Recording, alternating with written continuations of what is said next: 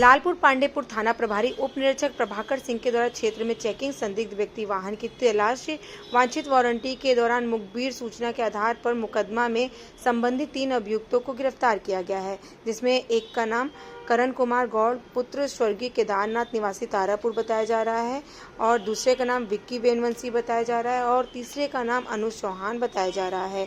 फिलहाल में बता दें आपको, इनके पास से चोरी के आभूषण बरामद किए गए हैं और इनके ऊपर आवश्यक कार्रवाई भी की जा रही है। जी कल राहुल मौर्य जी जो कि खजूरी के रहने वाले हैं, उन्होंने लिखित हमें तहरीर दी थी थाना लालपुर पांडेपुर पे कि बीती रात 2 तारीख को उनके घर पे ताला तोड़कर चोरी की वारदात हुई है, जिसमें कुछ मात्रा में सोने के आभूषण और कैश को चुराया गया है।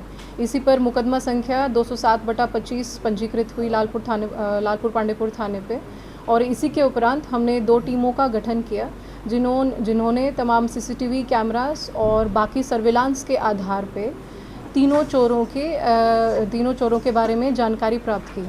इनमें जो 3 लोग हैं जिन्होंने इस चोरी की वारदात को अंजाम दिया है, वो है करण गौड़, अनुज चौहान और विक्की बेनवंशी, जिन्होंने पहले भी इस प्रकार की घटनाएं कारित की हैं और उनका आपराधिक इतिहास है। इन तीनों लोगों की मुखबिर खास की सूचना पर एडे रोड के पास से कल रात को गिरफ्तारी हुई है और गिरफ्तारी के उपरांत इनके पास से सामान बरामद किया गया है, जिसमें कि एक पीली चेन है, पीली धातु की चेन है, एक मोटा पीला हार है, 2 पीली धातु की अंगूठियां हैं और 22,000 रुपये नकद हैं, जो तहरीर के हिसाब से अप्रॉक्सीमेटली 100% रिकवरी के रूप में हम देख रहे हैं।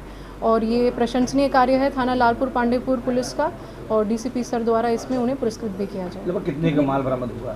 ये करीबन 8 से 10 लाख तक का ये वैल्यू है इसकी, जो आभूषण हमने बरामद किए हैं। चोरी करने की वजह क्या है, इनकी पूरा इतिहास क्या है?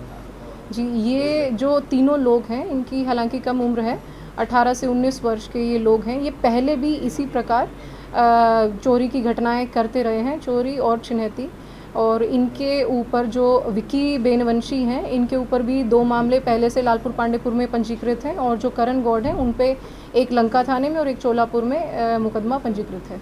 कितनी टीम गठित हुई थी इसमें हमने 2 टीमें गठन की थी, एक जो मैनुअल पूरी जानकारी कर रही थी और एक जो पूरा सीसीटीवी का अवलोकन कर रही थी, जिनसे कि हम तीनों को टारगेट कर पाए। बताया कि चोरी करने की वजह क्या थी, इनकी कुछ शौक वगैरह?